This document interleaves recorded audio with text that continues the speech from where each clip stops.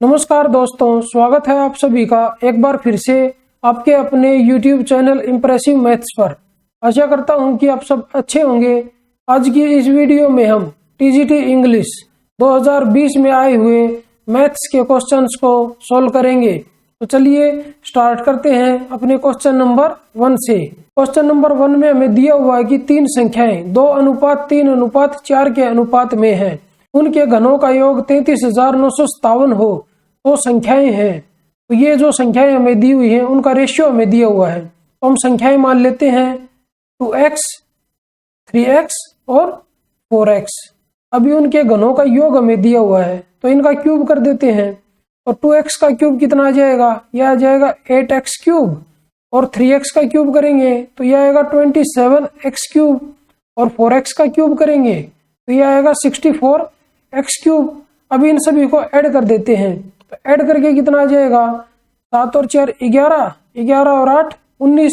तो इधर 9 आएगा, एक बचेगा। तो 6 और 1 7 और 2 9। तो यह है 99x क्यूब। और इसकी वैल्यू क्वेश्चन में हमें दी हुई है 33,957। अभी इसको कट कर लेते हैं। तो अभी हम इसको सबसे पहले 9 से कट करेंगे तो इधर 11 बचेगा। तो यह आ जाएगा 9 × 27, 6 बचेगा। 9 × 7 63, तो फिर 6 बचेगा। तो यह आ जाएगा 9 × 7 63 और इधर 2 बचेगा और 9 × 27। अभी 11 से इसको कट करेंगे तो 11 × 33, 4 बचेगा। 11 × 4 44, फिर से ये 3 बचेगा। 11 × 33। तो x क्यूब की जो वैल्यू आई है वो हमारी आई है 343। अभी दोनों तरफ क्यूब रूट कर देते हैं। तो जो ये 343 है ये किसका क्यूब है? ये 7 का क्यूब है। तो इधर से x की वैल्यू जो है वो आ जाएगी 7 के इक्वल। और अभी हमें बताना है कि जो हमारी संख्याएं थी वो हमारी कौन कौन सी संख्याएं थी। तो x की वैल्यू मैंने इधर से निकाल ली 7। तो हमारी संख्याएं थी 2x, 3x और 4x। तो हमारी जो एक्चुअल संख्याएं थी वो हो जाएंगी 2 × 7 तो 14, 3 × 7 21, 4 × 7 28। तो ये हमारी संख्या है 14, 21 और 28। तो ये ऑप्शन नंबर कौन सा हमारा? ये हमारा ऑप्शन नंबर है 1। तो चलिए बढ़ते हैं अपने क्वेश्चन नंबर 2 की तरफ। क्वेश्चन नंबर 2 में हमें दिया हुआ है कि 12 पुरुष एक कार्य को पूर्ण करने में 18 दिन लेते हैं, जबकि 12 स्त्रियां उसी कार्य के 3/4 भाग को 18 दिन में पूर्ण करती हैं।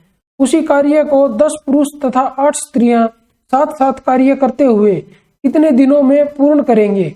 तो इधर हम लिख लेते हैं मेल और इधर लिख लेते हैं फीमेल या वुमेन भी लिख सकते हैं इधर।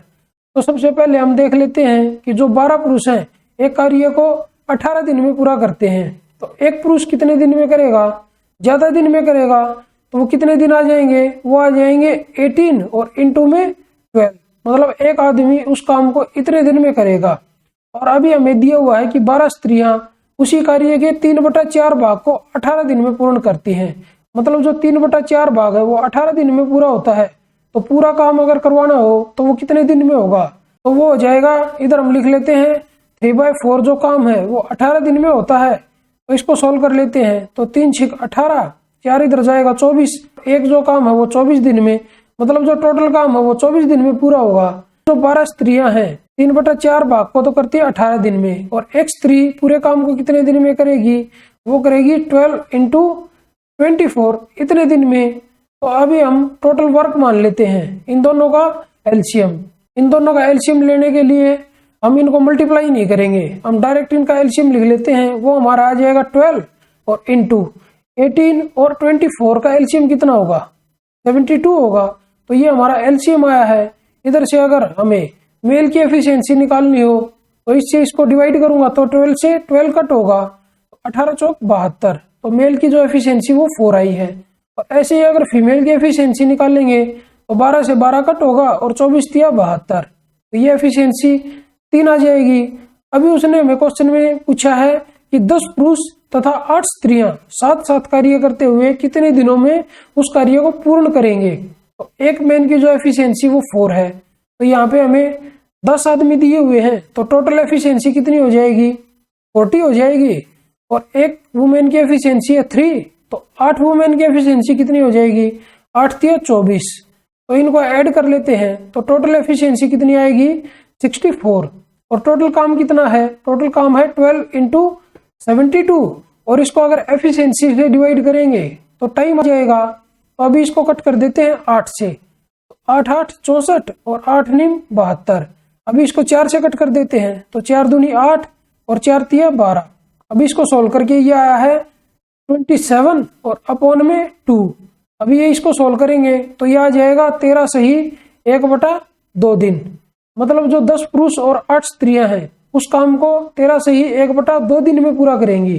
तो ये ऑप्शन नंबर कौन सा हमारा, ये हमारा ऑप्शन नंबर है 3। तो चलिए बढ़ते अपने क्वेश्चन नंबर 3 की तरफ। क्वेश्चन नंबर 3 में हमें दिया हुआ है कि एक गोले की त्रिज्या के दुगनी होने पर उसके आयतन में कितने प्रतिशत वृद्धि होगी। तो इधर हम गोले की रेडियस को r मान लेते हैं। तो पहले रेडियस कितनी थी 1 थी और बढ़ाने के बाद कितनी होगी 2 होगी, क्योंकि दुगनी किया हमने उसको।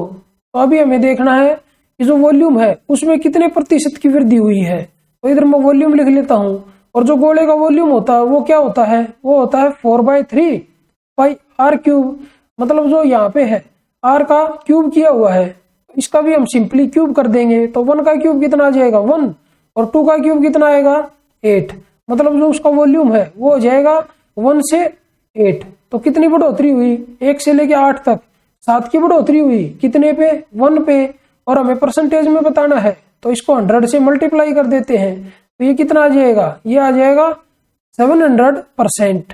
यही हमारा आंसर होगा। तो ये ऑप्शन नंबर कौन सा हमारा, ये हमारा ऑप्शन नंबर है 4। तो चलिए बढ़ते अपने क्वेश्चन नंबर 4 की तरफ। क्वेश्चन नंबर 4 में हमें दिया हुआ है कि एक व्यापारी एक वस्तु को ₹24 में बेचता है तथा वस्तु के मूल्य के बराबर प्रतिशत लाभ कमाता है। तो वस्तु का लागत मूल्य क्या है। तो जो हमें ये लाइन दी हुई है वस्तु के मूल्य के बराबर प्रतिशत लाभ कमाता है। मतलब अगर हम उस वस्तु को 100 रुपए में खरीदते हैं तो हमें 100% का लाभ होता है। तो वो कितने में बेचेंगे, हम 200 में बेच देंगे। तो ये इस लाइन का ये मतलब है। तो उस वस्तु को हमने कितने में बेचा है 24 रुपए में बेचा है। अगर इसको मैं प्रॉपर तरीके से लिखूं तो उसका जो सीपी है हम उसको x मान लेते हैं और इस पे अभी हमें x% की जो है वृद्धि चाहिए। तो इसको हम क्या लिखेंगे, इसको हम लिखेंगे 100 और प्लस में x और अपॉन में 100। तो ये वैल्यू आएगी 24 के इक्वल। अभी इसको सोल्व करेंगे तो एक क्वाड्रेटिक बनेगी और वहां से x की वैल्यू निकलेगी, तब हमारा आंसर आएगा। तो हम ऐसा करते हैं डायरेक्ट अपना जो ऑप्शन है उनको उठा के देख लेते हैं। तो जो हमारा सीपी है उसको हम 15 मान लेते हैं। तो ये हमारा आ जाएगा 15 और इसमें हमें 15% की वृद्धि करनी है। तो इंटू में 115 और बटे में 100। तो इसको अगर मैं सोल्व करूंगा तो ये मेरा 24 नहीं आएगा, तो ये हमारा आंसर नहीं होगा। ऐसे ही अगर मैं 17 को देखूं तो इसके साथ हमें करना पड़ेगा इंटू में 117 बटे में 100। तो ये अभी भी 24 नहीं आएगा, तो ये भी हमारा आंसर नहीं होगा। अभी अगर मैं 18 को देखूं तो इंटू में 118 बटे में 100, इसको अगर मैं सोल्व करूंगा तब भी 24 नहीं आएगा, तो ये भी हमारा आंसर नहीं होगा। तो एक ही हमारा ऑप्शन बच गया, तो यही हमारा आंसर हो जाएगा। अगर हमें अपना आंसर चेक करना हो तो इधर हम 20 लिखेंगे और इंटू में 20% की वृद्धि, तो यह आ जाएगा 120 और अपॉन में 100। अभी इसको सोल्व करें तो 2 0 से 2 0 कट होंगी, तो यह आ जाएगा 12 दूनी 24 के इक्वल। और क्वेश्चन में हमें दिया हुआ है कि वस्तु को 24 रुपए में बेचता है, मतलब ये हमारा एसपी था, तो ये भी हमारा एसपी आया है 24। तो यही हमारा आंसर हो जाएगा ऑप्शन नंबर 4। तो चलिए बढ़ते हैं अपने क्वेश्चन नंबर 5 की तरफ। क्वेश्चन नंबर 5 में हमें दिया हुआ है कि यदि p तथा q परिमेय संख्याएं हैं तथा 3 + √5 अपॉन में 3 - √5 इजिकल टू p + q √5 है, तो p तथा q के मान हैं। तो इसमें हमें सबसे पहले रेशनलाइज करना है, मतलब इसमें हर का परिमेयकरण करना है। तो हर का परिमेयकरण कैसे होता है, तो इसको हम सबसे पहले सेम लिख लेते हैं। 3 प्लस में √5 और अपॉन में 3 - √5। तो रेशनलाइज करने के लिए जो यहाँ पे हमें हर दिया हुआ है उसका साइन चेंज करना है और उससे हमें मल्टीप्लाई करना है ऊपर और नीचे भी मल्टीप्लाई करना है। तो इंटू में 3 प्लस में √5 और अपॉन में 3 + √5। अभी ऊपर वालों की मल्टीप्लाई करेंगे तो स्क्वायर आ जाएगा, तो यह आ जाएगा 3 + √5 का होल स्क्वायर और नीचे वालों की मल्टीप्लाई करेंगे तो ये हमारा आया है a - b और a प्लस बी, इसको अगर सोल्व करेंगे तो ये हो जाएगा a square minus B square, मतलब 3 का स्क्वायर और माइनस रूट 5 का स्क्वायर। तो अभी इसको सोल्व कर लेते हैं, तो ये हमारा आ जाएगा, इसको अगर ओपन करें स्क्वायर को तो 3 का स्क्वायर 9 और प्लस रूट 5 का स्क्वायर 5 और प्लस में 2ab, तो यह आ जाएगा 6 रूट 5 और अपॉन में 3 का स्क्वायर 9 और माइनस रूट 5 का स्क्वायर 5। अभी इसको सोल्व करें तो यह आ जाएगा 14 और प्लस में 6 रूट 5 और अपॉन में 4। अभी 2 कॉमन ले लेते हैं ऊपर से, तो ये कट हो जाएगा, तो ये क्या आ जाएगा कट हो गए 7 प्लस 3 रूट 5 और अपॉन में 2। अभी इसको अलग अलग भी लिख सकते हैं, तो ये हमारा हो जाएगा 7/2 और प्लस में 3/2 और रूट 5। इसकी वैल्यू हमें किसके इक्वल दी हुई थी, ये हमें दी हुई थी p प्लस क्यू रूट 5 के इक्वल। अब इन दोनों को कंपेयर करके देखें तो जो ये इधर p है और इधर 7/2 है, तो जो p की वैल्यू इधर से आ जाएगी 7/2 के इक्वल, और इधर रूट 5 है और इधर रूट 5 है, तो इसके साथ क्या वैल्यू है 3/2 है और इसके साथ रूट 5 के साथ है q, तो q की वैल्यू इधर से आ जाएगी 3/2 के इक्वल, और यही हमें निकालनी थी। तो ये ऑप्शन नंबर कौन सा हमारा, ये हमारा ऑप्शन नंबर है ऑप्शन नंबर 3। तो चलिए बढ़ते अपने क्वेश्चन नंबर 6 की तरफ। क्वेश्चन नंबर 6 में हमें दिया हुआ है कि यदि एक निश्चित राशि का 3% प्रति वर्ष ब्याज दर से 2 वर्षों का चक्रवृद्धि ब्याज रुपए 101.50 हो, तो उसी राशि का समान समय के लिए सरल ब्याज कितना होगा। मतलब इसने हमें चक्रवृद्धि ब्याज दिया हुआ है और रेट दी हुई है, और हमसे उसने साधारण ब्याज पूछा है और उसी टाइम का पूछा है। तो हम ऐसा करते हैं, इधर अपना चक्रवृद्धि ब्याज देखते हैं सबसे पहले। तो ये कितना है 101 रुपए और 50 पैसे, और रेट कितना है यहाँ पे है 3%।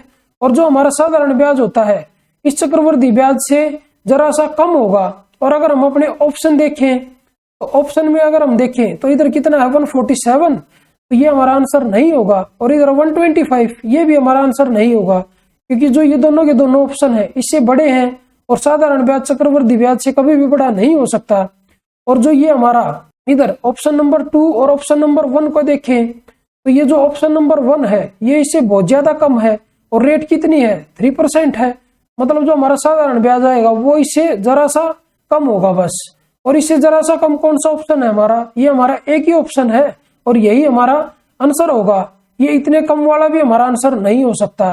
तो इस तरीके से हम देख के भी हमारा आंसर पता कर सकते हैं। अगर ये ऑप्शन ज्यादा क्लोज होते तो इसको हम कैसे सोल्व करते, तो इसको हम सोल्व करते हम अपना प्रिंसिपल मान लेते 100 रुपए, मतलब जो हमारा मूलधन था वो उसको हमने 100 रुपए मान लिया, और ब्याज की दर थी 3%।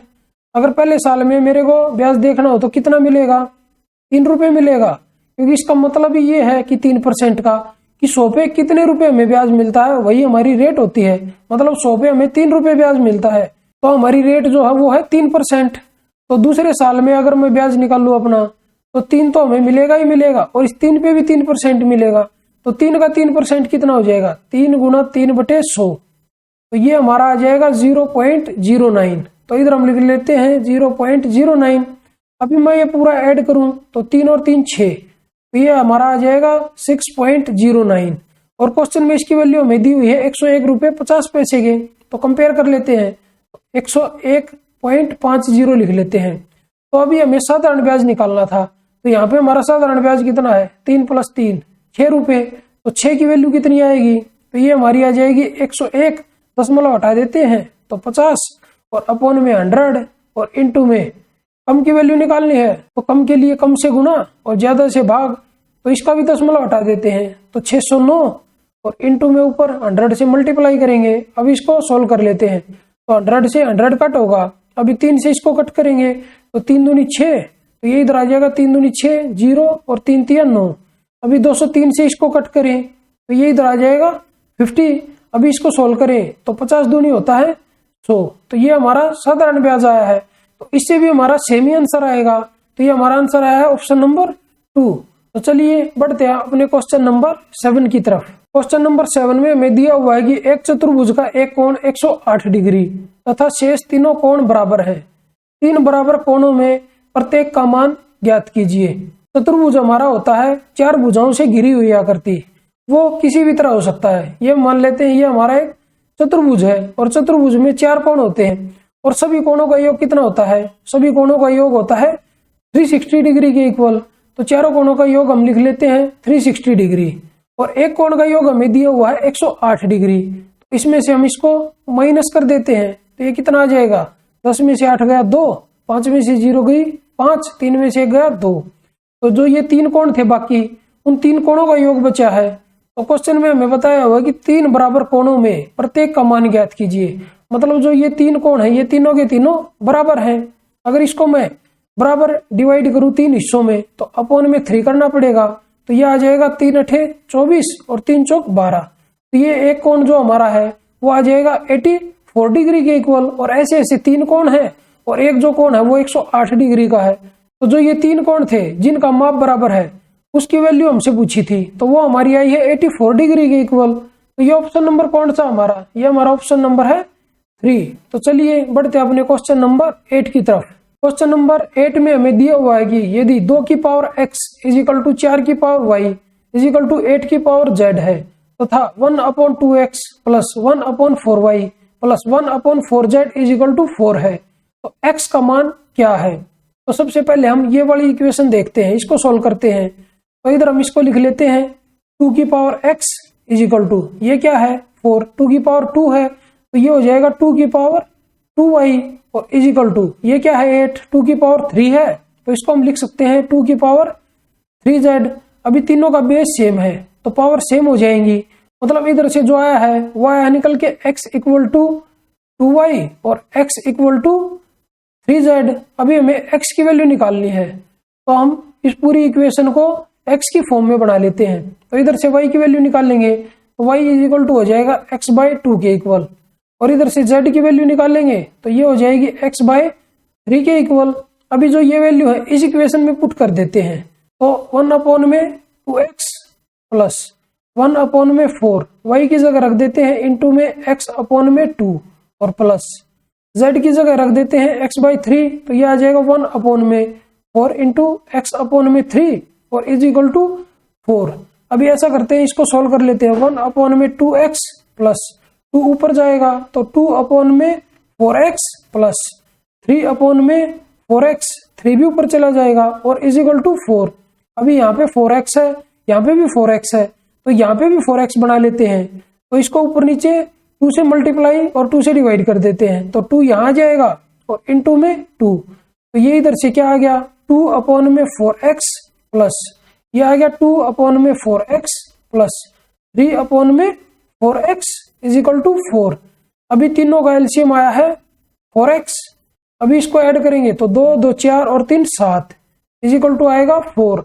अभी इधर से x की वैल्यू निकाल ले, x को इस तरफ लेके चले जाते हैं और 4 को इस तरफ लेके आ जाते हैं तो 7/4 इंटू 4 और इज इक्वल टू x की वैल्यू क्या आ जाएगी इधर से तो x की वैल्यू आ जाएगी 7/16 के इक्वल और यही हमारा आंसर होगा। तो ये ऑप्शन नंबर कौन सा हमारा? ये हमारा ऑप्शन नंबर है 1। तो चलिए बढ़ते अपने क्वेश्चन नंबर 9 की तरफ। क्वेश्चन नंबर 9 में हमें दिया हुआ है कि 80 किलोमीटर यात्रा में एक रेलगाड़ी प्रथम 60 किलोमीटर 40 किलोमीटर प्रति घंटा तथा शेष दूरी 20 किलोमीटर प्रति घंटा की गति से चलती है। संपूर्ण यात्रा की औसत चाल क्या है? एवरेज स्पीड होती है हमारी टोटल डिस्टेंस और अपॉन में टोटल टाइम। तो टोटल डिस्टेंस हमें पता है 80 किलोमीटर। अभी हमें टोटल टाइम निकालना है। तो जो प्रथम 60 किलोमीटर है वो 40 की स्पीड से चलती है तो टाइम कितना आ जाएगा? तो टाइम इधर से होगा डिस्टेंस अपॉन में स्पीड तो डिस्टेंस है 60 और अपॉन में स्पीड है 40।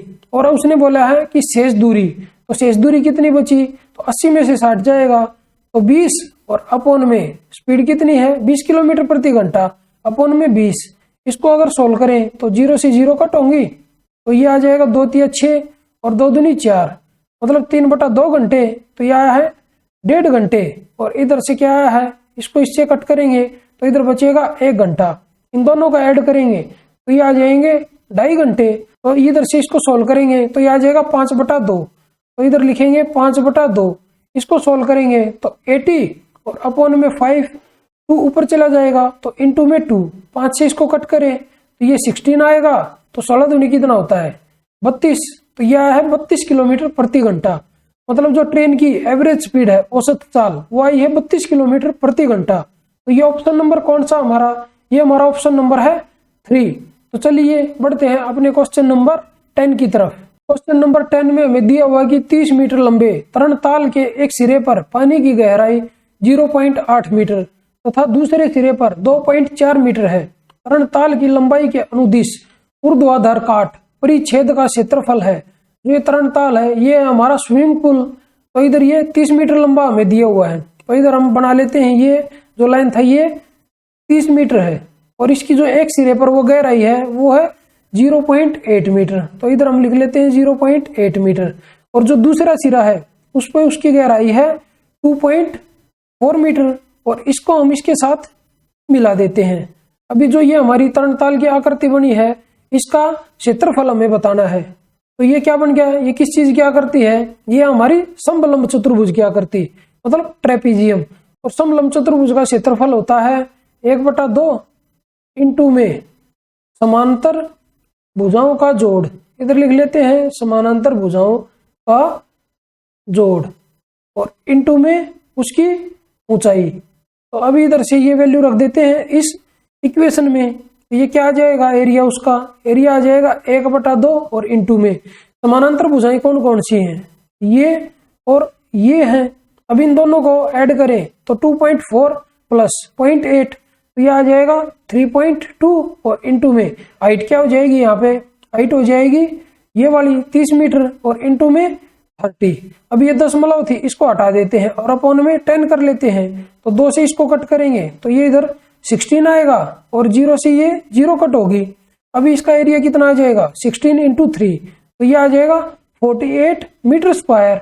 तो यही हमारा आंसर होगा। तो ये ऑप्शन नंबर कौन सा हमारा, ये हमारा ऑप्शन नंबर है 1।